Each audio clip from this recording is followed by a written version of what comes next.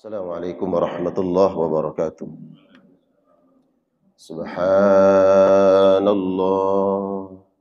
walhamdulillah wa la ilaha illallah wallahu akbar.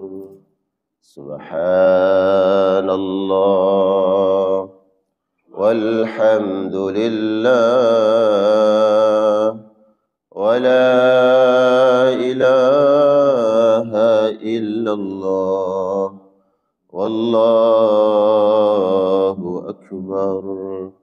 Subhanallah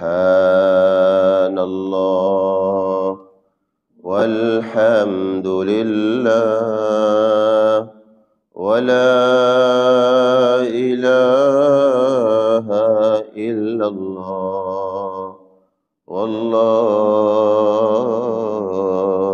akbar. Alhamdulillah. Alhamdulillahilladzi bi ni'matihi tatimmus shalihat. Asyhadu an la ilaha illallah wahdahu la syarika lah. Wa asyhadu anna Muhammadan abduhu wa rasuluh. Allahumma salli wa sallim wa barik wa karim ala nabiyyina wa rasulina wa syafi'ina maulana Muhammad wa ala alihi wa ashabihi wa man tabi'ahu ila yaumiddin, amma ba'du. Qala Allah ta'ala fi muhkami tanzilihi wa huwa asdaqul qailin. A'udzu billahi minasy syaithanir rajim. وسارعوا إلى مغفرة من ربكم وجنة أرضها السماوات والأرض أعدت للمتقين. وقال رسول الله صلى الله عليه وسلم اتق الله حيثما كنت وأتبع السيئة الحسنة تمحها وخالق الناس بخلق حسن. صدق الله العظيم وصدق رسوله الكريم الأمين ونحن على ذلك من الشاهدين والشاكرين. الحمد لله رب العالمين. Alhamdulillah, jemaah sekalian Allah muliakan. Kembali kita dipertemukan oleh Allah Subhanahu wa taala di majelis yang insyaallah dimuliakan oleh Allah Subhanahu wa taala. Dan siapapun yang hadir, insyaallah kita semua ini diabsen oleh Allah di hadapan malaikat-malaikat.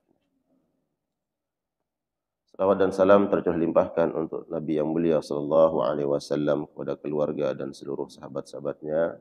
Dan senantiasa kita memohon minta kepada Allah Subhanahu wa taala, semoga dengan kita berselawat salam kepada beliau, insyaallah kita semua kelak dipantaskan, dilayakkan oleh Allah Subhanahu wa taala mendapatkan syafaat Rasulullah sallallahu alaihi wasallam. Baik, insyaallah kita lanjutkan tadabbur tafsir Al-Qur'anul Karim. Kita masih di dalam pembahasan surat Al-Fatihah. Pada pertemuan yang lalu kita membahas mulai dari basmalah, kemudian alhamdulillah rabbil alamin. Ini baru 2 ayat. Pertemuan yang lalu itu bahas basmalah saja. Ya, kemudian berikutnya membahas ayat berikutnya alhamdulillah rabbil alamin. Nah, pagi hari ini insyaallah kita lanjutkan ayat berikutnya, Ar-Rahman Ar-Rahim Malik Yaumiddin. Mungkin kita bertanya, kenapa 2 kali diulang itu? Di basmalah disebut sifat Allah Bismillahirrahmanirrahim. Kemudian Alhamdulillahirabbil alamin disebut lagi, ya kan? Ar-Rahmanir-Rahim. Apakah ini sesuatu, enggak mungkin Al-Qur'an itu sia-sia, ya. Dalam bahasa Arab ada yang disebut dengan ijaz. Ijaz itu adalah kalimat yang pendek tapi maknanya luas. Lawanan ijaz itu itnab. Itnab itu kalimat yang diulang-ulang. Mestinya enggak usah diulang-ulang, orang udah paham. Itu enggak perlu diulang. Dan enggak mungkin Al-Qur'an itnab. Pasti ada rahasia kenapa Ar-Rahman Ar-Rahim ini diulang 2 kali oleh Allah Subhanahu wa taala. Pertama di bismillah, kemudian setelahnya alhamdulillah, kemudian diulang lagi Ar-Rahman Ar-Rahim. Ya, disebutkan di dalam kitab ini Taisirul Karim Ar-Rahman fi Tafsiri Kalamil Mannan, Ada Syekh Abdurrahman bin Nasir As-Sa'di, beliau mengatakan salah satu hikmah kenapa Allah mengulang Ar-Rahman Ar-Rahim, karena memang menunjukkan luasnya rahmat Allah Subhanahu wa taala. Karena Al-Fatihah ini sebagaimana yang sudah kita sebutkan pertemuan yang lalu, Al-Fatihahnya pembuka. Membuka rahmat Allah Subhanahu wa taala. Dan Allah ingin menegaskan bahwa Allah Maha luas rahmatnya. Dan di antara rahmat Allah itu adalah Allah mengampuni dosa-dosa. Maka siapa saja yang kemudian membaca Al-Fatihah ini, orang yang merasa bergelimang dosa dan maksiat, dan dia membaca Al-Fatihah, mengulang 2 kali Ar-Rahman, itu akan hadir dalam hatinya tafaul, rasa optimis bahwa oh ya, sebesar apapun dosa saya, Allah Ar-Rahman Ar-Rahim. Orang yang membutuhkan rahmat Allah ketika mengulang-ulang membaca Al-Fatihah ini semakin percaya dan semakin berharap akan mendapatkan rahmat Allah. Itu yang pertama. Jadi untuk menguatkan bahwa Allah itu betul-betul luas rahmatnya. Sebagaimana kita sebutkan pada pertemuan yang lalu, hadis tentang rahmat Allah Subhanahu wa taala. Allah memiliki 100 rahmat. Yang 99-nya Allah siapkan, Allah sisakan untuk nanti di akhirat. Yang satu rahmatnya Allah turunkan di dunia dan itu dibagi-bagi. Dari binatang, tumbuh-tumbuhan, ya, semua makhluk kebagian dari satu rahmat Allah Subhanahu wa taala. Nah, kedua disebutkan dalam kitab ini kenapa Allah mengulang Ar-Rahman Ar-Rahim, karena Allah menyebutkan pada ayat berikutnya. Jadi ini masih ada kaitannya dengan ayat berikutnya. Alhamdulillahirabbil alamin, terus Ar-Rahman Ar-Rahim, terus Maliki Yaumiddin. Jadi ini masih ada kaitannya dengan Malik tadi. Maliki Yaumiddin. Malik artinya apa? Raja. Raja yang menguasai hari kiamat. Orang kalau berpikir tentang raja, ya, raja itu simbol apa? Kekuasaan. Kalau raja yang bertitah, siapa yang berani menghalangi? Siapa yang berani membantah? Enggak ada yang namanya raja. Ya. Kalau raja mengatakan lakukan, enggak ada yang berani nolak, lakukan. Ya. Enggak ada yang berpikir kenapa harus lakukan, enggak ada. Ya. Jangan, kata raja, ya. Hukum yang ini. Kalau raja bilang hukum, mau dia salah, mau benar. Jadi Allah di dalam ayat berikutnya menyebut dirinya Maliki Yaumiddin. Dia Allah raja pada hari itu. Pada hari kiamat, hari pembalasan. Nah, karena orang ketika menyebut kata raja, maka yang terbayang itu adalah mungkin saja raja itu zalim, ya, berbuat sekehendaknya, tidak ada yang bisa menghalangi. Orang yang benar kalau dia ingin salahkan, nggak ada yang berani menyalahkan raja. Orang yang benar kemudian dihukum, nggak ada yang berani menyalahkan raja. Jadi raja simbol kekuasaan. Dan orang biasanya kalau memegang kekuasaan cenderung apa? Manusia. Manusia ketika dia memegang kekuasaannya cenderung, coba lihat, dari kurun waktu ke waktu, dari zaman ke zaman, raja itu cenderung apa? Berbuat zalim. Ya. Dalam sejarah para nabi dan para rasul itu kan, dakwah mereka banyak dihalangi oleh penguasa, Fir'aun, orang-orang yang punya kekuasaan. Jadi raja itu salah satu simbol apa? Ya, salah satu adalah simbol orang yang kadang berbuat lalim. Ya. Ada raja-raja yang adil, ya. Ada nabi yang diangkat menjadi raja, siapa? Nabi Daud, Nabi Sulaiman kan raja. Gitu. Nah, ketika Allah Subhanahu wa taala pada ayat berikutnya Malik Yaumiddin, dia itu raja, maka dia kedahulukan dulu, didahulukan ayat itu. Ar-Rahman, Ar-Rahim. Allah itu maha luas kasih sayangnya. Ar-Rahman maha pengasih, Ar-Rahim maha penyayang. Baru dia menyebut dirinya itu adalah Maliki Yaumiddin. Saya ini raja yang akan menguasai hari kiamat. Tapi raja yang menguasai hari kiamat itu sampai 2 kali dia menyebut sifatnya yang maha pengasih, maha penyayang. Allah maha pengasih, Allah maha penyayang. Dia raja di hari itu. Maka aku nggak pernah jangan pernah takut di hari itu. Karena tidak ada satu pun hamba yang akan terzalimi. Pada hari itu nggak ada. Kalau memang hamba itu baik, hamba itu saleh, taat, maka dia akan mendapatkan balasan kebaikannya, ketaatannya. Ya kalau hamba tersebut hamba yang jauh dari Allah, berbuat maksiat, berbuat zalim, maka ingat, hati-hati, nanti ada raja itu yang pasti berlaku adil. Enggak akan salah memberikan punishment, hukuman, ya, atau memberikan pahala. Enggak salah. Dia raja. Nah, ini salah satu disebutkan ya kenapa Allah mengulang 2 kali ya Ar-Rahman, Ar-Rahim. Karena ada yang bertanya kenapa harus diulang di Bismillah? Karena Bismillah bagian dari ayat surah Al-Fatihah. Bismillahirrahmanirrahim. Alhamdulillahirabbil alamin. Ar-Rahman, Rahim. Kenapa diulang? Satu, menunjukkan luasnya rahmat Allah Subhanahu wa taala. Yang kedua, karena Allah ingin menyebut pada berikutnya, ayat berikutnya, bahwa itu raja yang berkuasa. Nah, agar hamba kemudian mengingat rahmat Allah Subhanahu wa taala, kasih sayang Allah, kebaikan Allah, walaupun dia raja di hari itu, jangan takut. Ya, karena dia raja yang adil di atas keadilan, ya, yang maha adil, Allah Subhanahu wa taala. Nah, kemudian agar hamba memiliki 2 sisi dalam ibadah. 2 sisi yang disebut oleh para ulama sisi khauf.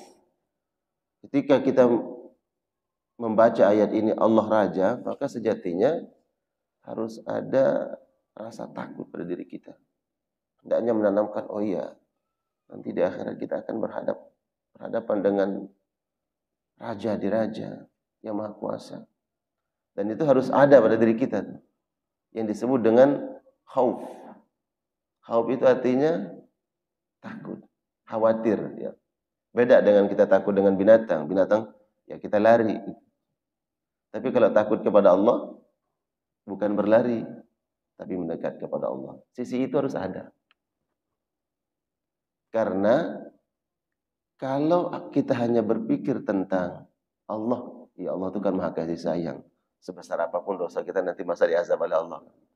Allah maha pengampun, Allah maha baik. Kalau sisi ini aja yang kita ingat, orang nanti cenderung meremehkan dosa dan meremehkan perintah.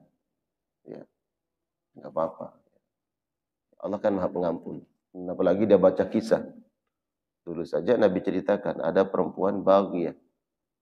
Perempuan yang selama hidupnya berbuat dosa. Dosanya apa? Berzina. Berzina. Perempuan yang menjual harga dirinya. Suatu hari dia pulang, kemudian dia lihat kalbun yalhath. Anjing sedang kehausan. Kemudian timbul rasa kasih sayang, kasihan. Dia ambil air kemudian dikasih minum. Allah redha dengan perbuatan itu, Allah ampuni dosanya, Allah masukkan surga. Dia berpikir, pendosa begitu aja masuk surga. Ya kan? Nah, kalau kita berpikir tentang hanya rahmat Allah maha pengampun, Allah maha baik, ya khawatir kita meremehkan dosa. Apalagi Ar-Rahman Ar-Rahim, Ar-Rahman Ar-Rahim. Nah, maka pada sisi ini harus ada khauf, khawatir. Ya, khawatir, takut. Bacalah ayat yang barang siapa wa may ya'mal mithqala dzarratin khairan yara wa may ya'mal mithqala syarratin syarran yara.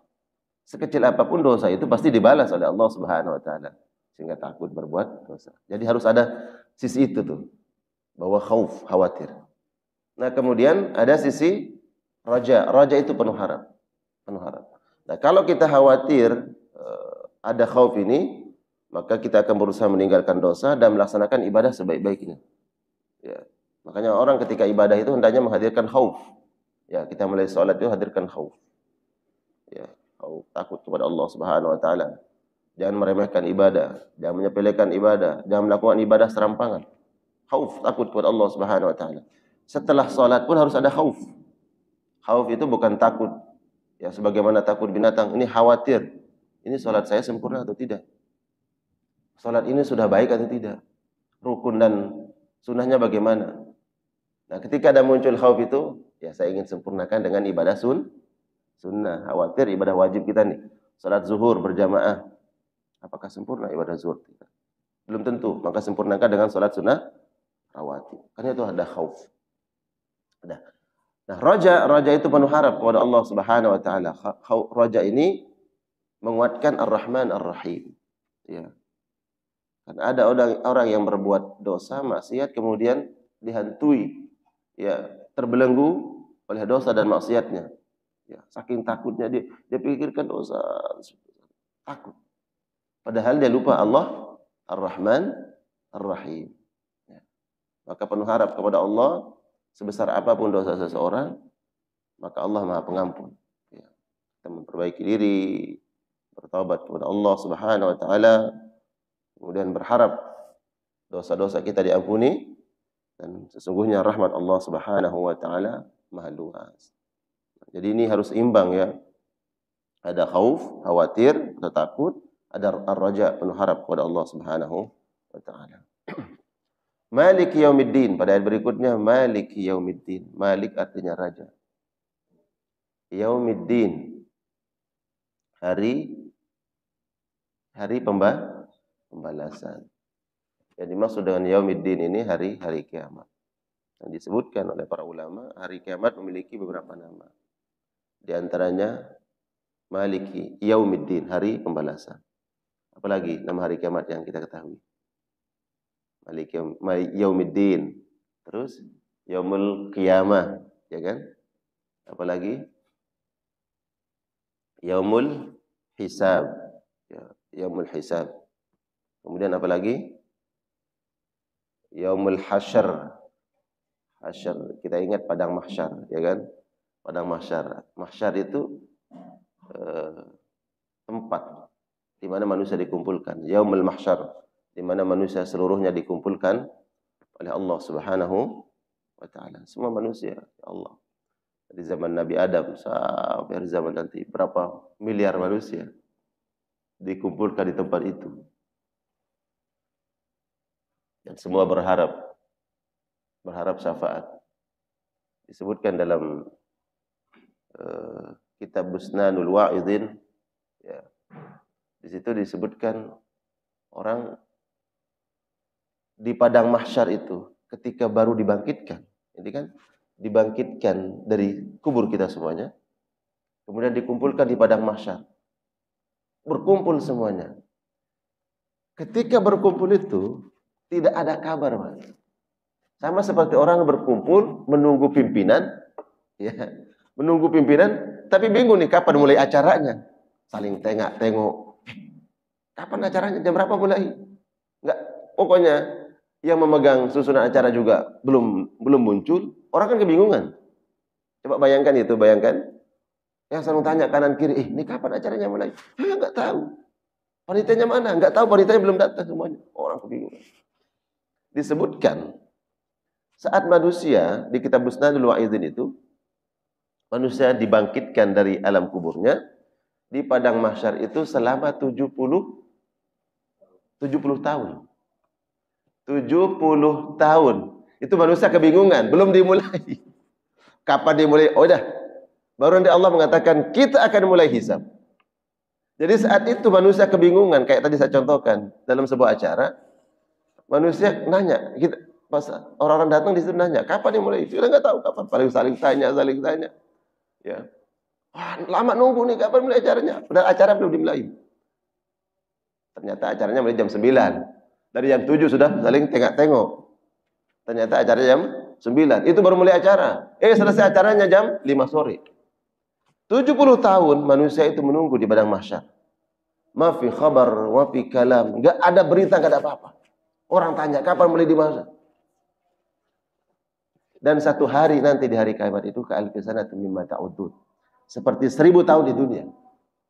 Coba bayangkan, Pak. 70 tahun kita nunggu untuk baru dimulai acara hisab di padang mahsyar.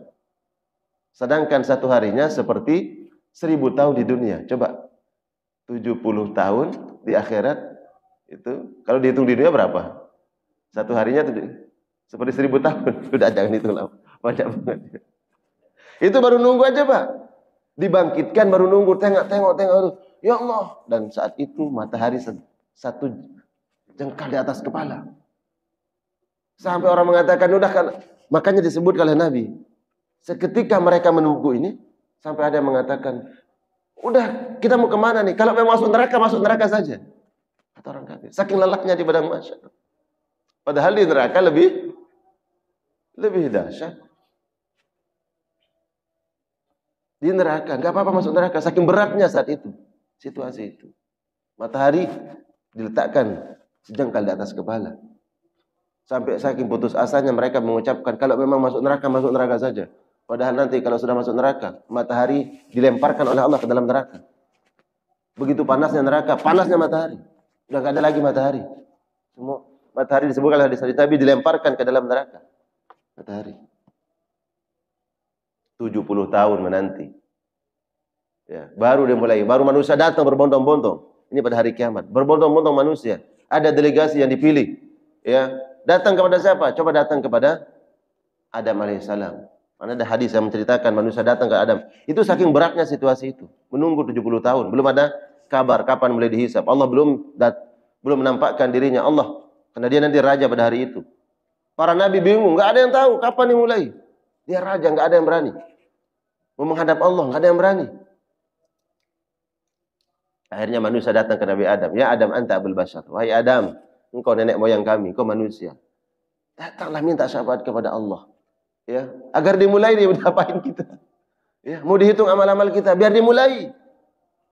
Ya, enggak ada berani. Ada mengatakan, saya enggak berhak, saya enggak berani. Ada kesalahan saya dulu. Apa kesalahan Nabi Adam? Ya, maka buan khuldi. Artinya itu sudah kita bicara itu sunnatullah, sudah ketetapan Allah Subhanahu wa taala. Ya. Enggak mungkin terus kita alamatkan kesalahan itu kepada Nabi Adam. Itu ada sunnatullah, ya. Sebuah ketetapan Allah Subhanahu wa taala. Akhirnya datang kepada siapa? Datang kepada Nabi Ibrahim. Nabi Ibrahim enggak bisa mensyafaat. Nabi Nuh, Ibrahim, Musa, Isa enggak ada yang bisa mensyafaat. Datang kepada Nabi Musa, mereka enggak bisa. Iya, Nabi Musa enggak bisa.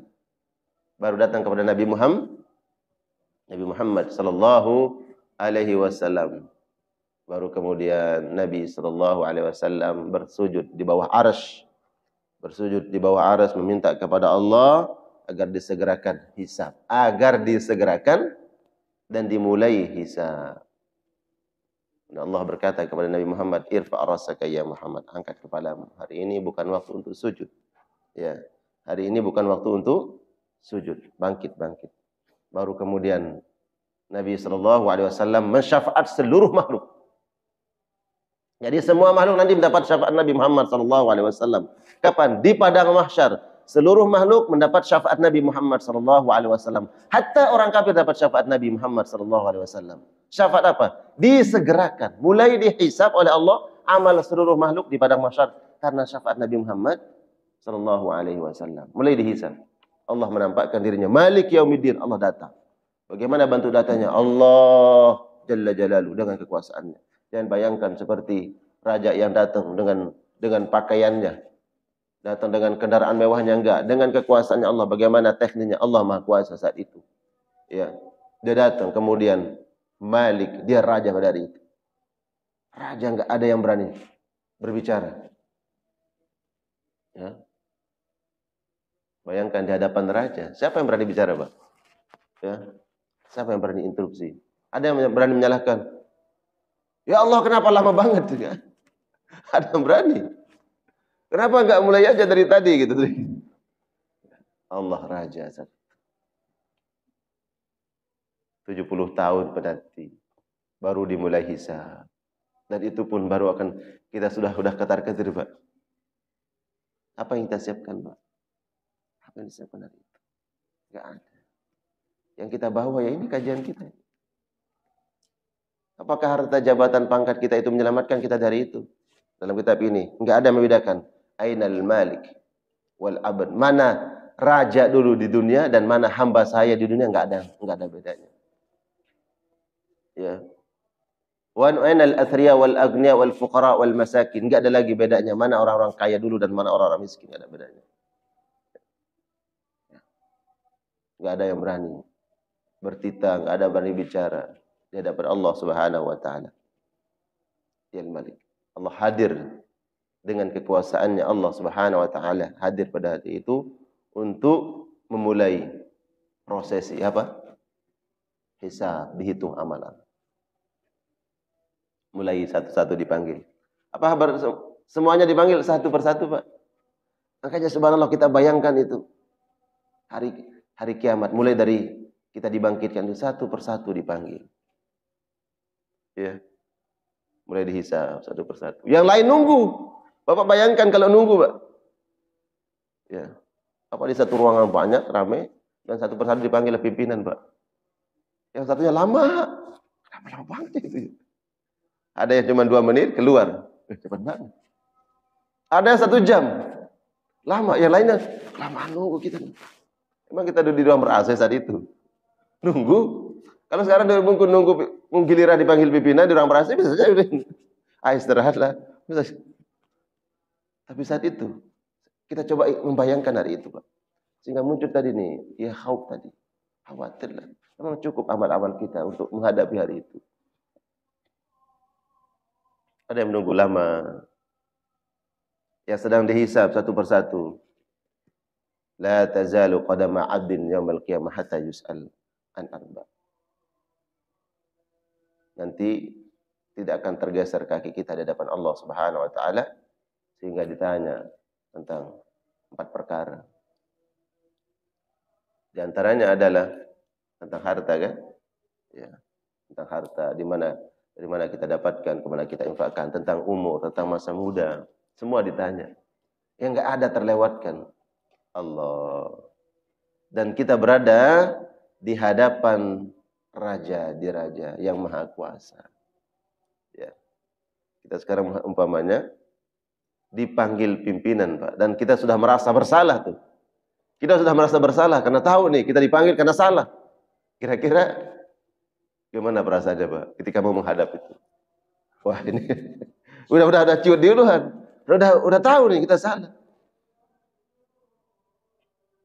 Tapi kalau sudah kita persiapkan amal ketaatan, amal soleh, Pak. Ya Allah, ibadahnya sudah baik, salatnya sudah baik, amal-amal sunnahnya sudah dia berusaha sempurnakan, umur-umur yang Allah berikan sudah dia yakin sudah pergunakan untuk taat kepada Allah. Ya, mudah-mudahan hari itu memang walaupun semua manusia akan merasakan kekhawatiran yang luar biasa, takut yang luar biasa, tapi minimal di saat itu kita sudah siap dengan amal-amal kita. Karena kita berhadapan dengan Ar-Rahman, Ar-Rahim, Maha kasih sayang. Mungkin banyak dosa-dosa kita, tapi ketika Allah tatap dengan kasih sayangnya, ada amal-amal yang kemudian Allah rahmati, Allah senangi, Allah cintai amal itu. Ada dosa, ya udah diampuni dosa kita karena ada amal kita yang dicintai oleh Allah.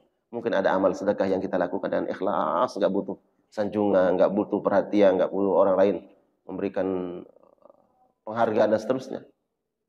Ada amal-amal ikhlas. Mungkin ada salat malam kita yang orang enggak ada yang tahu. Bahkan mohon maaf anak bini kita enggak ada yang tahu kita bangun salat malam menangis, ya Allah. Mungkin itu yang dicintai oleh Allah. Dosa-dosa kita sudah diampuni oleh Allah gara-gara salat itu. Mungkin ada amal apa? Amal ibadah yang betul-betul kita ikhlas karena Allah itu yang menyelamatkan. Dipanggil satu persatu, Malik Yaumiddin. Yaumul Mahsyar. Jadi salah satu nama hari kiamat itu Yaumiddin, Yaumul Hasyr, ya. Makanya di dalam Al-Qur'an ada surat Al-Qur'an yang namanya surat Al-Hasyr, ya, hari dikumpulkan manusia. Yaumul Qiyamah. Qiyamah berasal dari kata qama yaqumu. Qiyam artinya berdiri. Nah, saat itu manusia qiyam semua. Ya, bangkit. Orang yang duduk kemudian diperintahkan untuk berdiri semua. Nah, dalam bahasa Arab qiyam. Kum, qiyam, berdiri. Yaumul qiyamah, semua manusia bangkit hari itu. Ya, dibangkitkan oleh Allah dari alam kuburnya, semua manusia. Kemudian yaumul hisab. Salah satu nama hari kiamat yaumul hisab. Hisab artinya seluruh manusia akan dihitung amal-amalnya. Dihitung amal-amal. Yaumiddin, maliki yaumiddin, hari pembalasan. Kenapa disebut dengan yaumiddin? Middin, ada keterkaitan makna dengan ad-dain. Ad-dain artinya hutang. Kalau huruf dalnya berharokat fathah, maka bunyinya dainun. Kalau huruf dalnya diharokatkan kasrah di bawah, berarti bunyinya dinun. Jadi beda fathah kasrah. Kalau fathah dainun, kasrah dinun. Kalau dainun artinya hutang. Hutang harus dibayar. Dinun, hari itu hari kita membayar. Jadi semua akan kita bayar. Mungkin kita pernah punya hutang sama saudara kita. Hutang apa? Kita mungkin pernah berbuat salah, berbuat zalim. Ya. Di dunia, orang yang kita zalimi mungkin tidak bisa membalas, tidak bisa menuntut haknya. Karena orang yang menzalimi mungkin punya kuasa. Ya. Maka nanti ada hari Yaumiddin, kita akan membayar itu. Ya. Makanya sebenarnya ini menunjukkan apa? Keadilan dan harapan bagi siapa saja yang di dunia ini merasa pernah dizalimi. Harapan. Bagi mereka-mereka yang mungkin punya kuasa, ini bicara Malik Yaumiddin, raja punya kekuasaan di dunia, maka hari ini hendaknya orang-orang yang berbuat zalim khawatir dan takut berbuat zalim, karena nanti ada hari di mana dia akan membayar. Dan itu adilnya Allah Subhanahu wa taala. Hari itu semua akan dibayar. Orang yang punya hutang harus membayar hutangnya. Malik Yaumiddin, dia harus bayar. Baik hutang berbentuk materi ataupun non materi, karena banyak bentuk hutang. Ada orang yang punya hutang apa? Hutang keburukan.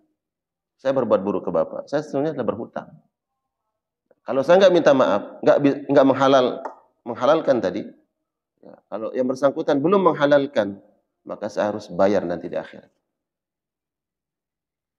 Dan Nabi Shallallahu Alaihi Wasallam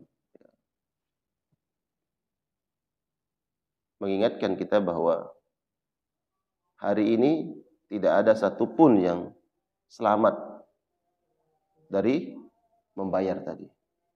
Semuanya akan dibayar.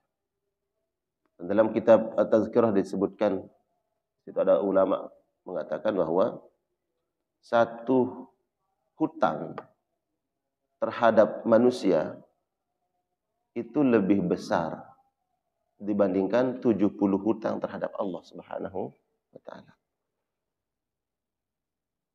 Satu kesalahan kita terhadap manusia itu lebih berbahaya, lebih berat dibandingkan 70 kesalahan kita ini terkait dengan Allah. Nah, ini untuk kemudian kita hati-hati. Jangan sampai kita berbuat apa? Berbuat zalim, berbuat salah, berbuat khilaf, kemudian kita tidak meminta maaf. Karena kita akan bawa. Itu disebutkan dalam kitab At-Tazkirah. Apa sebab? Kalau satu dosa kaitannya dengan manusia, kemudian kita bawa sampai di akhirat nanti.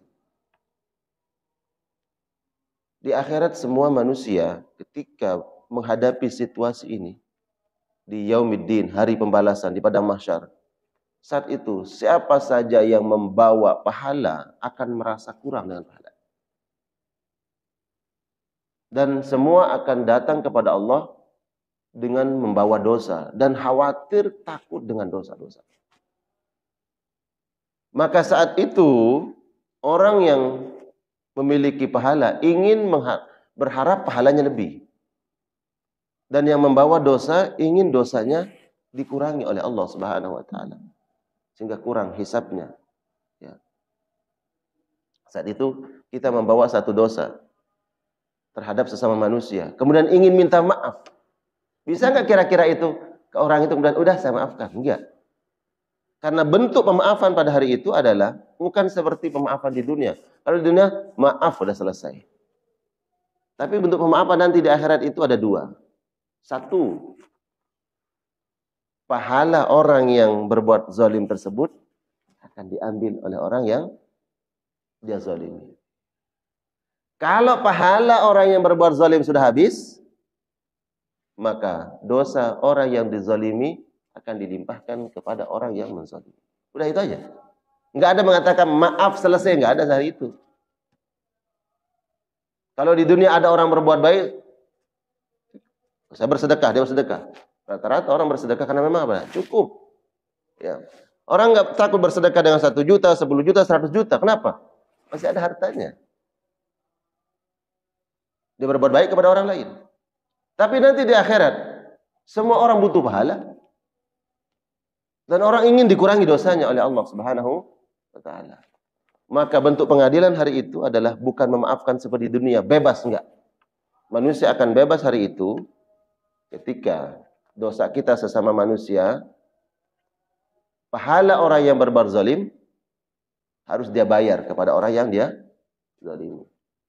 Kalau pahalanya orang yang menzalimi ini sudah habis, maka cara membayarnya adalah dosa orang yang dizalimi dilimpahkan kepada yang menzalimi. Udah gitu aja.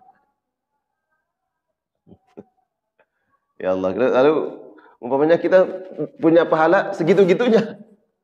Pahala segitu-gitunya tiba-tiba datang. Datang tetangga kita. Ya Allah sangat tuh. Apa? Ini tetangga saya ini kurang ajar dulu dia. Umpama. Ya. Dibuka hisab itu oleh Allah. Iya, ini. Ya kan? Datang satu lagi. Tetangga mana? Tetangga kanan. Datang lagi, muncul orang lain. Ya Allah, saya minta keadilan. Datang tetangga kiri. Udah dua ada orang yang akan nuntut kita. Sedangkan pahalanya kita cuma segitu-gitunya. Dan nggak ada ceritanya hari itu orang tiba-tiba, yaudah saya maafkan selesai. Nggak ada. Cuma dua tadi. Datang lagi, muncul teman kantor. Teman serekan. Ya, sahabat yang lain. Allah. Muncul banyak orang yang. Dan itu disebut oleh Nabi SAW. Nabi mengatakan gini. Ada duduk para sahabat dan Nabi SAW. Atadruna manil muflis. Tahukah kalian orang yang bangkrut itu, kata Nabi? Kalau para sahabat mengatakan, al-muflisu fina man la dirham lahu wa la mata. Orang yang rugi itu ya Rasulullah, orang yang bangkrut itu orang yang tidak habis harta bendanya. Ludas semua hartanya, rumahnya habis dijual, aset-asetnya semua habis. Ya. Dijual untuk bayar hutangnya. Hutang ini dituntut, ya dia jual aset semua. Habis yang tadinya harta, aset tanah di sana, aset tanah di situ, perusahaan ini, perusahaan itu. Akhirnya habis semua aset itu dijual. Kata sahabat, ini orang yang bangkrut ya Rasulullah.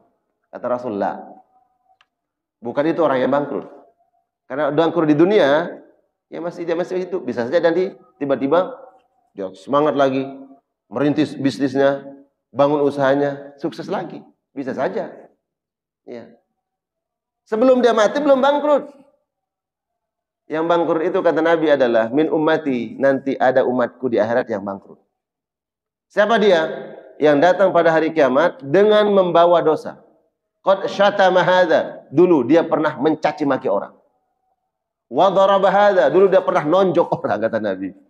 Ya. Wa safaka dama hadza, dulu dia pernah menumpahkan darah orang ini. Wa akala mala hadza, dia pernah mengambil harta orang lain tanpa zalim, tanpa hak.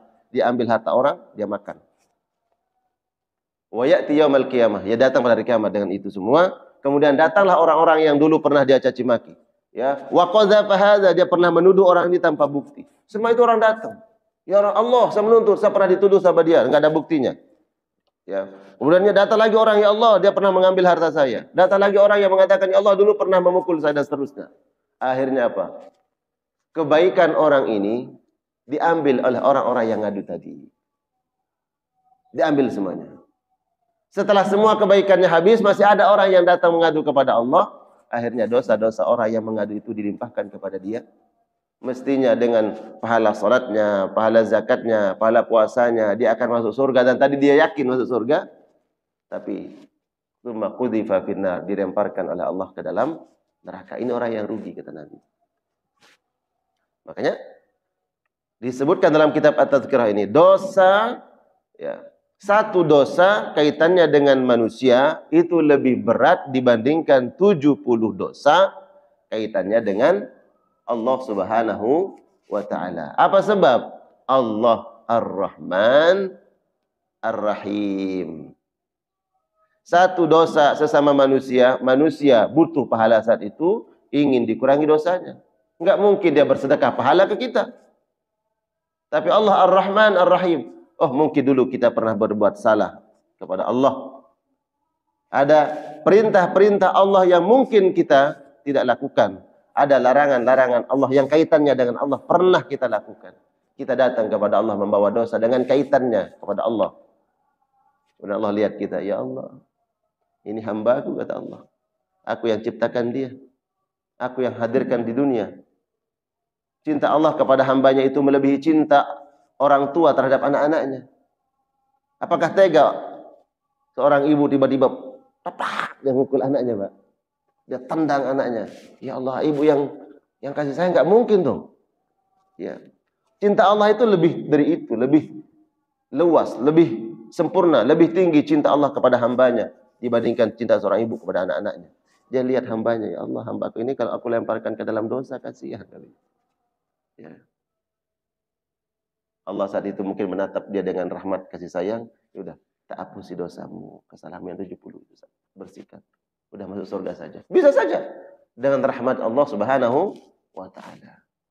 Nah, dalam poin ini bukan berarti kemudian kita meremehkan dosa, enggak. Lihat Ar-Rahman Ar-Rahim. Penekanannya adalah jangan sampai kita berbuat dosa, berbuat khilaf salah yang kaitannya dengan sesama manusia, karena berat. Sesama manusia itu berat.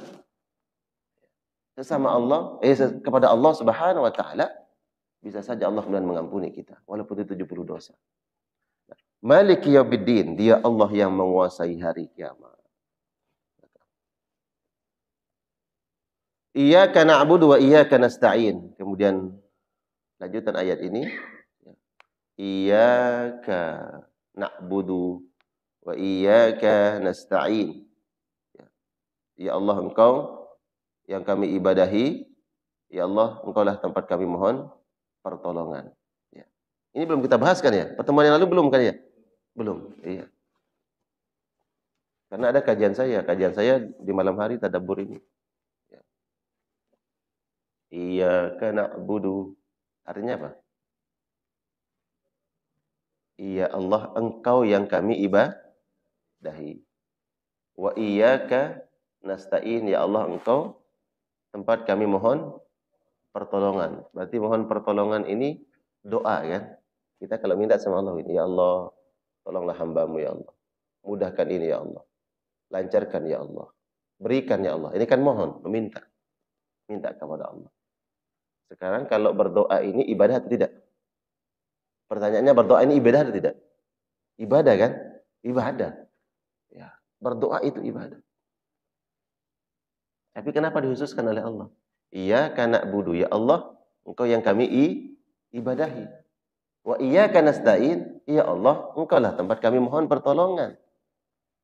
Padahal berdoa, memohon pertolongan kepada Allah itu adalah ibadah. Nah, disebutkan oleh para ulama-ulama tafsir, di antaranya di dalam tafsir ini, Taisirul Karim Rahman fi Tafsiri Kalamil Mannan, Allah mendahulukan ibadah umum.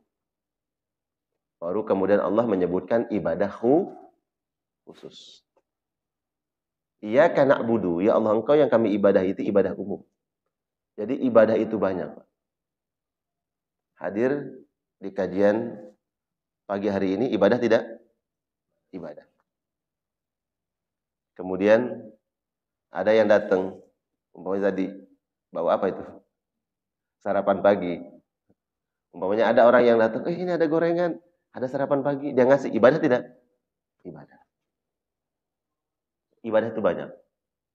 Bahkan saling tegur sapa, berjabat tangan, ya, menampakkan wajah, ya, biwajihin talik, ya, menampakkan wajah kalau ketemu teman, rekan itu, Masya Allah, apa kabar? Senang, menampakkan senang. Itu ibadah. Dan itu banyak ibadah.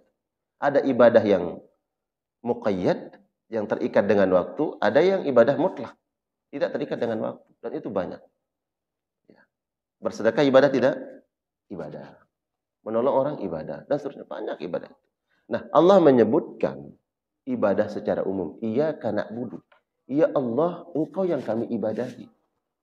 Jadi semua gerak-gerik kami, semua aktivitas kami, dari semenjak bangun tidur sampai kami tidur lagi, ya Allah, kami niatkan semua itu sebagai ibadah. Kaitannya dengan ibadah mahdhah, kita bangun di waktu subuh, berangkat ke masjid, berangkat ke musalla, salat, ibadah. Iyyaka na'budu wa iyyaka nasta'in. Kita pulang, ternyata ini hari libur. Ayo kita olahraga. Olahraga jogging umpamanya. Niatnya biar sehat, ibadah tidak, Pak? Ibadah. Olahraga agar sehat, dan sehat itu ibadah. Karena kalau Bapak sakit, biasanya ikut kajian Ahad, datang nggak kalau sakit? Saya yakin nggak datang. Kenapa? Tanya, Pak ini mana? Lu lagi kurang sehat. Oh. Gara-gara sakit berkurang nilai ibadah, ya kan? Kenapa nggak ada sholat jamaah Bapak ini? Ya beliau lagi kurang sehat. Akhirnya nggak sholat jamaah. Niat tadi, olahraga agar sehat. Kalau sehat, bisa sempurna ibadahnya. Jadi, kira-kira olahraga ibadah tidak? Ibadah. Jadi makanya, iyyaka na'budu wa iyyaka nasta'in. Itu ibadah umum. Ya Allah, dari semenjak kami bangun pagi, bangun tidur sampai kami tidur lagi, semua ini kami niatkan ibadah, ya Allah. Subhanallah, itu indahnya itu syariat Nabi Muhammad itu. Jangan anggap cuman azan, sholat, ngaji seperti ini ibadah. Banyak ibadah yang kita bawa. Bahkan ada amalan-amalan nampak 100% nampak dunia. Tapi kalau kita niatkan jadi ibadah, maka dia bernilai ibadah di sisi Allah Subhanahu wa taala. Bapak berangkat dari rumah, ya, hari Senin mulai Bapak tugas berangkat ke kantor, ya, melaksanakan kewajiban, menafkahi keluarga, bekerja dengan amanah, penuh tanggung jawab, berintegritas. Ibadah tidak? Ibadah. Ya. Maaf ya, tidak. Ibadah itu luas, tidak hanya salat, sedekah, haji, umrah, infak, ada ibadah. Banyak ibadah. Bahkan seseorang ketika keluar dari rumah untuk mencari rezeki yang halal, yang berkah, itu ibadah. Nah, iyyaka na'budu, semua itu, dan ini ikrar kita sebenarnya Pak dalam salat itu. Iyyaka na'budu wa iyyaka nasta'in. Ya Allah, apapun yang kami lakukan di dalam hidup ini, ya Rabbi, semua itu kami niatkan sebagai ibadah. Coba ini ikrar dalam salat itu, kemudian jadikan ilmu terapan dalam kehidupan sehari-hari, bahwa iya semuanya kita niatkan ibadah. Keluar dari rumah, mau kemanapun, niatkan ibadah. Apapun yang kita lakukan menjadi bernilai ibadah.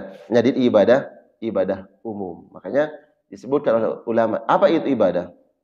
Ibadah adalah kullu ma yuhibbuhu Allah wa yardahu min qaulin wa amalin, ya, zahiran wa batinan.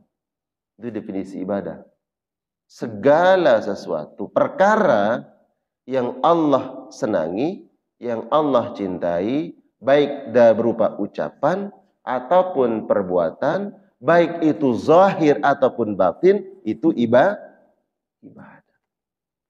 Zahir, kita berucap terdengar. Kalau kalimat-kalimat itu baik, kita menegur sahabat kita, menegur tetangga. Ya Allah, saya ini jarang ketemu dengan Bapak ini ya. Kurang akrab. Niatkan agar akrab. Assalamualaikum Pak, apa kabar pagi ini? Sehat? Oh sehat. Niatnya dalam hati itu, negur itu apa? biar akrab, ya, biar terjalin sebagai tetangga yang baik di lingkungan, terjalin keharmonisan. Ibadah tidak? Ibadah. Zahiran wa batinan, nampak zahir ataupun batin. Ada orang yang kita nggak tahu dia sedang ibadah karena batinnya ibadah. Ya. Bagaimana batinnya ibadah? Apa ini lagi jalan? Di jalan, tiba-tiba lihat seorang ibu sedang menggendong anaknya. Apa itu? Pemulung. Dalam hati bapak terbersit. Dalam hati aja. Ya Allah, perbaiki keadaannya. Mungkin ada anak-anak yang harus dia nafkahi. Mungkin suaminya sudah meninggal dunia. Siapa yang tahu? Dalam hati kemudian mendoakan dia. Ibadah tidak? Jadi ibadah itu zahir dan batin. Kita meniatkan sesuatu saja itu menjadi ibadah. Baru niat saja ibadah. Mendoakan seseorang dalam hati ibadah. Ya. Jadi disebutkan ibadah itu segala sesuatu, ya, perkara yang dicintai oleh Allah Subhanahu wa taala. Baik dari ucapan ataupun perbuatan, zahir ataupun batin. Ibadah. Nah, Allah mendahulukan, ya, iyyaka na'budu. Ya Allah, Engkau yang kami ibadahi. Wa iyyaka nasta'in. Nah, ini khusus, Pak. Isti'anah, minta pertolongan kepada Allah itu, isti'anah berdoa khusus, ya. Padahal dalam salat ini juga ada doa, ya kan? Ada doa. Ada enggak doa dalam salat? Ada. Bahkan dalam Al-Fatihah itu ada doa. Ihdinas siratal mustaqim. Ada doa. Nah, di doa inilah kemudian jemaah sekalian Allah muliakan, dalam doa, mungkin nanti akan kita bicarakan tentang adab-adab doa. Ya, ada pada iyyaka na'budu wa iyyaka nasta'in ihdinas siratal mustaqim. Ada adab-adab doa. Jadi di dalam ayat ini iyyaka na'budu, didahulukan kata ibadah karena ibadah itu luas. Banyak ibadah. Ya. Maka niatkan seluruh apa yang kita lakukan ibadah. Baru iyyaka nasta'in, berdoa kepada Allah itu ibadah. Nah, harus menyerahkan seluruh ibadah ini, baik ucapan, perbuatan, zahir, batin, serahkan untuk Allah. Ataupun ibadah khusus. Yang lebih utama ini, ditekankan oleh Al-Quran, ibadah khusus ini jangan sampai kita serahkan kepada selain Allah. Isti'anah. Karena manusia dalam hidup ini banyak membutuhkan pertolongan. Jangan sampai ketika dia minta pertolongan kepada manusia, dia lupa kepada Allah Subhanahu wa taala. Ada orang yang meminta pertolongan bukan kepada Allah Subhanahu wa taala. Pernah saya sebutkan mungkin. Ya. Ada orang yang dalam situasi tertentu kemudian dia datang kepada orang-orang yang dilarang dalam agama. Ya. Datang ke dukun, datang ke paranormal. Itu jelaskan dalam hadis Nabi. Ya, man ata'arrafan aw kahinan fasalahu fasadaqu bima yaqul faqad kafar bima unzil ala Muhammad. Jangan datang kepada orang-orang seperti ini. Seolah dia tahu tentang perkara yang akan datang. Ya. Wah, mulai dia nerawang. Wah, ini yang lakukan ini. Dari mana dia tahu, Pak? Ya. Ada malaikat yang mengabari? Kan enggak. Nah, ini bentuk isti'anah seperti ini masuk kepada kesyirikan. Makanya ditekankan oleh Al-Quran, iyyaka na'budu wa iyyaka nasta'in. Karena kalau orang ini salah dalam isti'anah, jatuh kepada kesyirikan, semua ibadah yang tadi. Ibadah yang umum tadi, mau sedekahnya, mau hajinya, mau apapun, itu akan haba'an manthura, akan hancur, akan lebur, nggak ada nilai pahalanya. Ibadah tadi, yang umum tadi, baik ibadah kaitannya dengan manusia, ibadah kaitannya dengan Allah, hancur, tidak ada pahalanya, karena ibadah khusus ini dia salah. Makanya penting kita memahami ibadah khusus ini. Jangan sampai kita isti'anah kepada selain Allah. Isti'anah artinya minta pertolongan kepada selain Allah. Boleh minta pertolongan kepada siapa saja apabila syariat memperbolehkan. Saya minta tolong kepada tetangga, boleh nggak? Boleh. Saya minta tolong kepada atasan, boleh? Boleh. Minta kepada rekan, boleh? Boleh. Tapi kalau meminta pertolongan kepada perkara yang memang dilarang dalam agama, sebagaimana disampaikan oleh Nabi, maka ini diharamkan oleh Allah Subhanahu wa taala. Maka penting kita menjaga isti'anah yang khusus ini, agar isti'anah yang ibadah yang umum ini tidak sia-sia. Allahu a'lam bishawab. Insyaallah pagi hari ini kita mentadabburi dua ayat Maliki Yaumiddin, kemudian iyyaka na'budu wa iyyaka nasta'in. Insyaallah pada pertemuan berikutnya kita akan bahas ihdinas siratal mustaqim. Karena ihdina ini doa. Apakah doa yang terbaik? Apakah doa yang paling mulia? Insya Allah kita bahas pertemuan yang datang. Ada doa yang paling baik. Yang mestinya ini yang kita perhatikan. Kalau minta sama Allah, maka lakukan apa yang Allah perintahkan. Apa yang mesti harus kita minta? Mungkin selama ini kita banyak minta A sampai Z. Ternyata kata Allah itu sebenarnya tidak begitu penting kau minta. Coba yang penting ini minta. Yang paling penting. Kalau ini udah benar kita minta, yang lainnya akan ikut. Jadi insya Allah penjelasannya pada ihdinas. Ya Allah berikan. Ya Allah. Insya Allah. Baik, kita cukupkan kajian kita pada pagi hari ini. Mungkin ada yang perlu diperjelas, ingin ditanyakan, silakan. Sudah masuk waktu sholat sunnah syuruk? Belum? Terbit. Oh masih ada waktu, Saya khawatir tadi udah lihat jam ini. Silakan. Ya, jadi kita tunggu waktu syuruk. Yang asistennya jawab, silakan. Kalau dosa gibah. Itu balasannya seperti apa yang dikatakan tadi di akhirat nanti. Ya. Kurangi. Ya. Atau ditambah dosanya. Iya. Di dunia. Ya. Kan kalau kita sama dengan dosa-dosanya mereka nih. Iya, no. Ya. Prosesnya saat di dunia nanti sama dengan. Dosa gibah. Saya jelaskan dulu. Ghaba yaghibu. Artinya orang itu enggak ada. Umpamanya salah satu jamaah dia gaib. Ya, gaibnya enggak datang. Orangnya enggak ada. Dari situ akar kata gibah itu. Jadi kalau gaib artinya enggak ada. Nah, kita sedang membicarakan keburukan orang yang tidak ada di tempat. Itu disebut dengan gibah. Kalau orangnya ada, berarti kita memfitnah. Kalau perkaranya itu enggak benar gitu, jadi fitnah. Jadi gibah itu membicarakan sesuatu yang tidak disenangi oleh orang yang tidak ada di tempat. Nah, bagaimana dosa gibah? Nabi SAW pernah dengan para sahabat lewat, kemudian ada bangkai, Pak. Bangkai. Kemudian Nabi mengatakan, itu bangkai. Ada di antara kalian yang mau makan bangkai itu? Para sahabat mengatakan, ya Rasulullah, ya enggak mungkin lah. Ini kan jijik. Enggak mungkin kita mau makan bangkai. Kata Nabi SAW, ada yang lebih menjijikkan dari itu. Ya. Ini bangkai binatang. Bagaimana kalau bangkai manusia? Lebih lagi. Enggak mungkin di antara kita mau makan bangkai manusia. Al-Quran ayuhibbu ahadukum ayyakula lahma akhihi maitan fakarihtumu. Itu orang kalau dia menggibah saudaranya. Itu lebih jijik dari orang yang memakan bangkai itu. Dan Al-Quran mengatakan, apakah kalian mau memakan bangkai sesama manusia? Ya, bangkai saudara kalian. Enggak mungkin mau. Tentu fakarihtumu. Tentu kalian enggak mau melakukan itu. Nah, gibah itu seperti itu digambarkan oleh Allah Subhanahu wa taala dalam Al-Qur'an dan digambarkan oleh Nabi sallallahu alaihi wasallam lewat bangkai binatang tadi. Nah, dalam perkara gibah ini apakah nanti kita diambil pahala kita di dunia atau di akhirat? Maka dosa gibah ini akan dibawa sampai di akhirat karena hadis Nabi tadi itu adalah wa qadzafa hadza, dia pernah menuduh orang. Menuduh ini bisa saja langsung di hadapan seseorang atau dia menuduh di luar, artinya tidak di hadapan orang tersebut. Dia mengatakan kepada temannya, oh itu lah berbuat begini.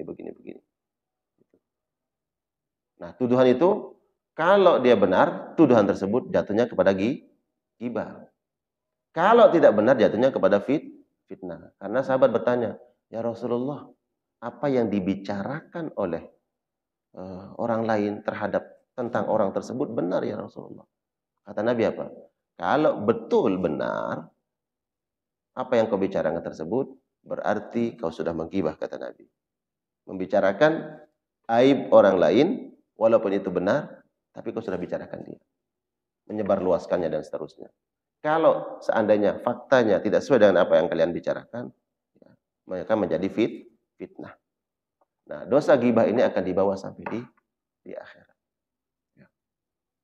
Digambarkan oleh Nabi SAW, gibah tadi kalau di dunia bagi orang-orang yang suka menggibah, na'udzubillah, tapi memang terkadang susah kita bedakan di mana gibah mana yang enggak gibah kan? Ya. Kita sama rekan-rekan yang lain atau dengan teman-teman. Ini ada teman kita ya. Dia malas-malasan umpamanya. Tugas dikasih tugas dia nggak selesaikan. Kemudian banyak berbohong dan seterusnya. Nah, ini kalau kita sekarang dia bagian dari tim kita. Terus kita bicarakan itu. Apa itu ghibah? Ya enggak. Kalau membicarakan itu untuk memperbaiki, ya kan, untuk menjadi pelajaran, apa harus kita lakukan, bagaimana kemudian memperbaiki menjadi solusinya, itu tidak ghibah. Ya. Kalau itu fakta terjadi begitu. Makanya perlu kemudian kita berhati-hati mana ini yang ghibah, mana yang bukan ghibah. Kalau kita membicarakan aib orang kemudian tidak ada kaitannya untuk perbaikan, nggak ada kaitannya dengan kita, tidak ada kaitannya dengan maslahat, maka ini jatuhnya ke ghibah. Contoh, ada orang yang kita tahu dosanya, kemudian kita umbar di mana-mana, kita bicarakan, itu ghibah, nggak boleh. Nah, orang yang melakukan ghibah ini hati-hati, di dunia Allah balas, Pak. Ya. Karena disebutkan dalam hadis Nabi, barang siapa, dalam kitab Riyadhus Shalihin disebutkan, dan dalam kitab hadis Arba'in An-Nawawi disebutkan, barang siapa menutup aib saudaranya, man satara musliman satarahullahu fid dunya wal akhirah. Barang siapa orang yang menutup aib saudaranya di dunia, maka Allah akan menutup aibnya di dunia dan di akhirat. Coba sekarang pemahaman terbaliknya gimana? Balik. Barang siapa yang suka mengumbar, membuka aib saudaranya, berarti Allah akan umbar. Allah akan buka aib orang tersebut di dunia dan di akhirat. Nabi mengatakan al-jaza min jinsil amal. Balasan sesuatu itu sesuai dengan apa yang dia lakukan. Orang kalau suka mengumbar aib orang lain, maka tunggu nanti Allah akan membuka aibnya. Nah, kalau kita memiliki sifat bahwa itu aib, nggak boleh kita buka, Allah akan tutup aib-aib kita. Karena siapa di antara kita nggak punya aib, Pak? Siapa yang nggak punya dosa? Ada yang berbuat dosa. Nah, orang yang suka mengumbar aib orang lain, Allah akan umbar, Allah akan buka aibnya di dunia. Hati-hati. Dan Allah akan buka, Allah akan umbar aibnya di akhirat. Disebutkan di antara sifat Allah itu adalah Al-Ghafur. Artinya apa Al-Ghafur? Yang Maha mengampuni. Jadi ada dosa orang nanti di akhirat, kita datang dengan dosa. Tadi katanya pada mahsyar. Dosa itu dibuka oleh Allah. Jadi ketika dihisab itu orang melototin dosa kita. Mohon maaf, saya nanti, ya Allah, semoga Allah tutup dosa-dosa saya. Jangan sampai nanti, dulu Ustaz itu ngomong aja di dunia. Masih tahu kita, ternyata dosanya banyak. Ya Allah, jangan sampai diumbar dosa saya nanti di akhirat oleh Allah Subhanahu wa taala di hadapan manusia. Ada orang yang dibuka dosanya oleh Allah, dibuka di hadapan manusia di akhirat nanti. Sehingga dosa itu semua orang tahu. Tapi ada dipanggil oleh Allah, Allah Al-Ghafur. Dipanggil. Dihitung satu persatu tadi kan? Satu persatu dipanggil oleh Allah, dihitung amalnya. Kemudian ditutup hijab oleh Allah. Jadi dijelaskan oleh para ulama makna Al-Ghafur tadi. Nah dipanggil, wahai hambaku, kamu tahu dosamu? Tahu ya Allah.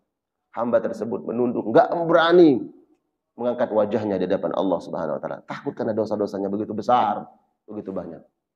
Dipanggil Allah, kamu tahu dosamu hambaku? Tahu ya Allah.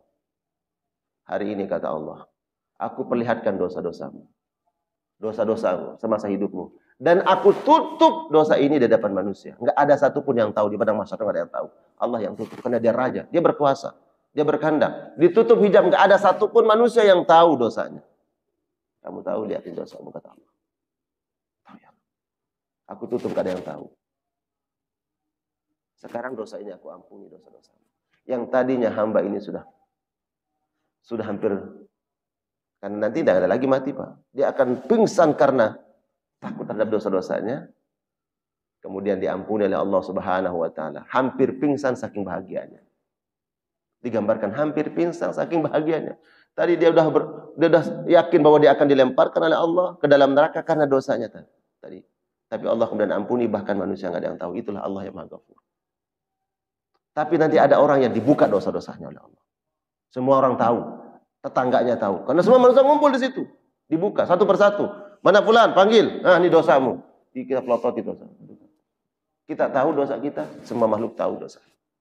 Jadi nanti di akhirat di padang mahsyar itu ada manusia-manusia yang dosanya dibuka, semua orang tahu, kemudian langsung dilemparkan ke dalam neraka, ya dihisap itu untuk amalnya. Ada yang ditutup dosanya. Nah, makanya Nabi mengatakan, barang siapa semasa hidup di dunia, dia menutup, dia merahasiakan, dia nggak ingin mengumbar dosa-dosa orang lain, aib-aib orang lain, maka Allah akan tutup nanti aibnya di akhirat. Ya, jadi tadi saya sebutkan, di dunia Allah bayar, di akhirat Allah bayar. Kalau kita tahu aib-aib orang lain, udah cepat aja. Karena kita nggak ingin mungkin nanti dosa kita diumbar oleh Allah. Kita nggak ingin dosa kita dibuka oleh Allah nanti di akhirat. Ya udah, cepat aja. Kita nggak usah. Ya, kalau ada orang bicarakan itu, coba tiba-tiba, oh kita lagi ngumpul nih. Mulai ini ada tema mengumbar, membicarakan aib yang nggak penting, nggak ada kaitannya mestinya, nggak usah kita bicarakan. Dengarkan dulu, kita mau pergi, gimana caranya nih? Langsung ada nyela, kasih tema yang lain, tak potong tema itu, sehingga nanti berubah temanya. Itu caranya. Kan banyak kadang kejadi, kita lagi ngumpul, ngobrol bareng, tiba-tiba, muncul tema ini aib orang yang kita bicarakan. Ya nggak ada kaitannya dengan pekerjaan kita, nggak ada kaitannya untuk perbaiki dan sebagainya. Kalau niatnya untuk perbaiki, silakan, nggak apa-apa. Kita evaluasi dan seterusnya. Tapi ini sedang ngomong ngawur ngidul. Gimana caranya? Udah, nanti ketika pas waktunya, langsung masukkan tema yang lain. Tek. Nah, berubah temanya, Pak. Berubah temanya. Nah, itu caranya. Dan saya sering mengalami seperti itu. Saya yakin Bapak nanti mungkin dalam hidup ini yakinlah bahwa ada situasi dalam perkumpulan, ngobrol, tiba-tiba aja masuk tema, setan masuk di situ, membisikkan satu orang, kemudian muncul tema itu. Wow, umbar aib orang. Ya begitu. Begini bininya begini. Aduh jangan Pak.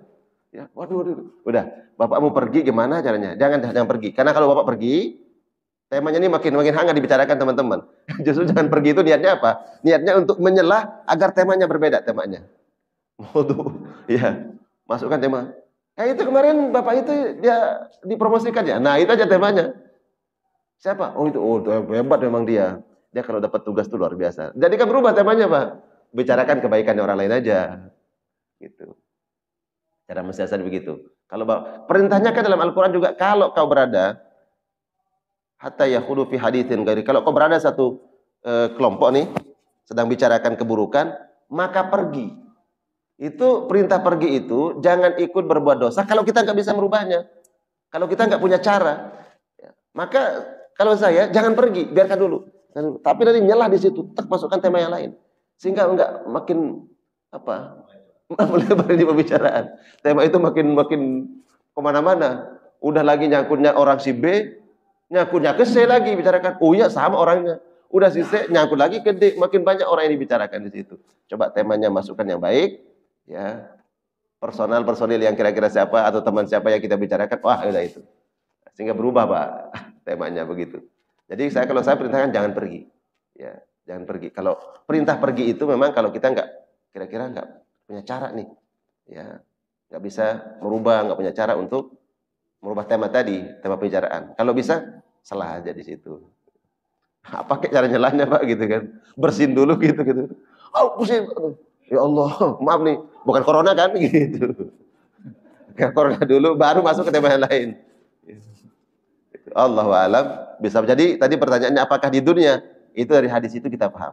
Barang siapa yang menutup aib orang lain, Allah akan tutup aibnya di dunia dan di akhirat. Berarti pemahaman terbaliknya, kalau ada orang yang mengumbar aib orang lain di dunia, tunggu nanti Allah akan mengumbar aib kita. Di dunia diumbar oleh Allah, akhirat juga diumbar. Nauzubillah. Oh, tambah boleh. Iya, boleh. Ya, satu. Ya. Ya. Ini mungkin agak nyimpang sedikit, mungkin ada Ya. hubungannya juga. Tadi Pak Ustadz mengatakan bahwa manusia itu dipanggil satu persatu. Iya. Karena salah dalam satu ayat itu, lupa ayatnya, Iya. dikatakan bahwa inilah catatan amalmu dan cukuplah kamu menjadi satu. Apakah pada saat itu sudah diberikan catatan amalnya melalui tangan kanannya atau tangan kiri? Karena kan dalam wakil mengatakan bahwa kalau tangan kanan masuk surga. Kemudian itu Mungkin Bapak bisa jelaskan bagaimana ya? Iya. Karena disitulah poinnya itu. Kalau kita dikasih tangan kanan, kita berarti berbagi kita. Iya, Masya Allah. Kalau tangan kiri, banyak orangnya langsung ketanya. Saya pernah baca apa yang catatan itu. Kalau tangan kiri itu langsung matanya itu terbalik. Dari yang di depan menjadi di belakang, jadi tidak melihat. Sampai badannya hitam. Dan berteriak. Karena itu pasti masalah. Itu tolong ceritakan bagaimana. Masya Allah. Hari kiamat. Memang ini adalah situasi yang memang kita belum ke sana kan. Dan nggak ada orang yang bisa membicarakan secara detail. Kejadiannya begini loh Pak. Emang pernah ke sana? Pernah. Kan enak kalau udah begitu. Pernah ke Surabaya? Pernah Pak. Jadi longsor di situ begini. Kan orang saksi mata langsung enak kan. Tapi ini kita semua nggak pernah ke sana. Gimana situasinya? Makanya kemudian kita bicara sebagaimana yang disampaikan Al-Quran ya, secara umum. Kemudian didetailkan oleh Nabi SAW. Nah, penjelasannya itu kemudian dijelaskan oleh para ulama. Ya, ada nanti orang yang diberikan Iqra kitabak. Ini baca kitabmu. Nah, ketika diberikan itu kapan waktunya? Nah, ini kalau dikaitkan dengan padang mahsyar, manusia dibangkitkan dari padang mahsyar, semuanya dibangkitkan oleh Allah, menunggu semuanya. Kemudian satu persatu diberikan. Sebelum dihisab nanti, sudah diberikan. Ini bukumu nih. Ada yang diberikan dari tangan kanan. Disebutkan tangan kanan ini oleh para ulama tafsir adalah mengatakan min wajihi, dari hadapan dia. Disambut, Masya Allah, silakan. Ini amal ini. Bapak kalau kita dikasih dari depan, itu menunjukkan apa? Dihormati. Ya. Tapi kalau Bapak dikasih dari belakang, pok. Ini. Gimana Pak? Ngasih undangan Bapak ditepuk dari belakang Pak. Ini. Itu contoh saja. Jadi nanti malaikat diperintahkan oleh Allah Subhanahu wa taala memberikan catatan amal lewat hadapannya. Dikasih lewat depan. Itu isyarat. Jadi sebelum semua manusia ini dihisab sudah diberikan isyarat oleh Allah Subhanahu wa taala. Hamba-hamba Allah yang sudah yakin ini Allah dan amalnya diberikan isyarat pula. Diberikan catatan amal lewat depannya. Ada yang diberikan catatan amal lewat kiri. Lewat kiri ini ada di belakang, Pak. Ya. Di belakang, kenapa di belakang? Disebutkan oleh para ulama tafsir. Ya. Kalau dari belakang kan bisa aja nanti dia muter. Gini Pak, berhadapan dong gitu kan. Berhadapan dong. Nah ini perlunya kemudian kita pahami ayat Al-Quran. Disebutkan, dari mana kita pahami? Para ulama yang menjelaskan. Ternyata diberikan dari belakang itu, ada manusia nanti yang diikat tangannya di leher. Kalau ada nanti di akhirat orang yang sudah terikat tangannya di lehernya, menunjukkan orang ini orang yang mendapatkan celaka di akhirat. Ya, ada orang yang disebutkan, ada beberapa penjelasan tadi dalam ulama tafsir yang menjelaskan dikasih dari tangan kiri, masuk dari belakang itu, nanti tangan mereka itu diikat oleh malaikat sampai ke lehernya begini. Kalau sekarang kan Bapak nangkep borgol kan? Borgol jadi gini atau begini Pak kalau? Belakang kan? Dari mana dulu belakang itu? Ya memang SOP-nya begitu kan? Tangan ke belakang. Kenapa enggak tangan depan aja begini? Ya kan nangkep pencuri gitu kan? Langsung begini. Begini di belakang. Jadi di dunia sudah ada begitu Pak, diikat. Siapa mengikat? Ya Bapak itu. Polisi yang mengikatnya. Nah nanti di akhirat itu ada orang yang diikat tangannya. Bukan seperti gini Pak. Kalau begini masih mending. Diikat sampai ke lehernya. Apakah begini? Disebutkan begini. Diikat dia. Nah dibelenggu lehernya. Sehingga nanti, ini catatan amalmu. Mau dikasih dari depan. Gimana cara diambil tangannya begini? Maka dia muter dong. Diambil. Dikasih oleh malaikat. Ini amalmu nih. Ya. Itu sudah menandakan. Diberikan catatan amal dari belakang Pak. Karena tangannya sudah terikat di lehernya. Dan posisi tangannya di belakang. Ini ada puluhan penjelasan para ulama. Ya. Salah satunya penjelasannya itu. Bahwa tangan manusia nanti yang berdosa, yang bermaksiat itu diikat di leher. Dan posisi tangannya di belakang. Sehingga yang memegang catatan amalnya dari di belakang. Ya. Kemudian tadi disebutkan wajahnya hitam legam. Itu bagian yang akan dialami oleh manusia. Wujuhu yawma idzin nadhirah. Ada nanti orang-orang yang wajahnya berseri-seri, wajahnya nampak senang, bahagia. Ada wajahnya apa? Muswaddah, nampak hitam legam. Muswaddah, hitam legam itu menunjukkan apa? Raut wajah yang sedang kekhawatiran, ketakutan. Ya. Dari wajah kan orang ketahuan, Pak. Ya kan? Ada wajah-wajah yang ketakutan, gelisah, dan wajah-wajah mereka tidak ada aura bahagia, senang, nampak ketakutan seperti itu. Jadi itu situasi yang akan terjadi sebagaimana yang digambarkan oleh Nabi Shallallahu Alaihi Wasallam dan dijelaskan oleh para ulama dalam kitab Al-Quran. Jadi belum, Pak, belum. Hisab itu dihitung kan, baru di catatan amalmu, ya. Dikasih dulu, dibangkitkan pada mahsyar, baru dikasih. Nih, bawa catatan amalmu. Ya, dia udah catat, ya, tahu. Di situ sudah ada catatannya sama Allah Subhanahu Wa Taala. Coba cocokkan. Betul kita cocokkan. Udah dia tahu sebelum dia nanti diperlihatkan oleh Allah Subhanahu Wa Taala. Baik. Sebelum, Pak. Sebelum ditimbang. Jadi dikasih catatan amal itu untuk Iqra kitabak, kasih itu ke bawah. Nanti baru kemudian diperlihatkan oleh Allah Subhanahu Wa Taala amal-amalnya satu persatu. Kita sudah bawa itu, Pak. Sudah tahu ya Allah dosa-dosa kita dan menghadap kepada Allah dengan membawa itu. Ya. Dan Allah. Jadi memang prosesnya sangat lama. Ya, kalau kita baca hadis itu dirinci oleh Nabi Shallallahu Alaihi Wasallam, ya, dari fase ke fase, kemudian dibangkitkan, kemudian diberikan catatan amal. Ya. Baru kita bawa catatan amal kita nanti, ya, baru dihitung oleh Allah Subhanahu Wa Taala. Makanya saya buka tadi 70 tahun dalam kitab Bustanul Wa'id, 70 tahun menanti belum mulai dihisab. Ya. Baru mulai diberikan catatan. Oh, udah bersyafaat. Ada orang yang kemudian Nabi mensyafaat, mulai dihitung. Pada mulai hitung itu malaikat datang memberikan catatan amal semua manusia. Ya. Allahu a'lam bishawab. Ya. Mungkin secara detailnya harus kita kesana dulu. Ya. Bercerita detailnya, tapi kita bisa baca ya dalam penjelasan para ulama. Ya. Bukunya nanti ini mudah-mudahan segera terbit buku saya, Tadabbur Al-Quran ini. Nanti insya Allah jamaah bisa dapat bukunya, Tadabbur Surah Al-Fatihah. Ya, insya Allah. Ya. Untuk berbagi ilmu. Kalau saya sudah meninggal dunia masih ada yang bisa dibaca sama orang kan? Nggak bisa ngisi kajian lagi, tapi ada yang bisa baca. Mudah-mudahan dapat pahala kan? Insya Allah. Baik, cukup Pak ya? Masih ada mengganjal? Insya Allah. Ya, nanti sambil kita sarapan duduk insya Allah. Barakallah, kita tutup dengan doa kafaratul majlis. Subhanakallahumma bihamdika asyhadu an la ilaha illa anta astaghfiruka wa atubu ilaik. Wa sallallahu ala nabiyyina Muhammad wa ala alihi wa ashabihi wa sallam. Assalamualaikum warahmatullahi wabarakatuh.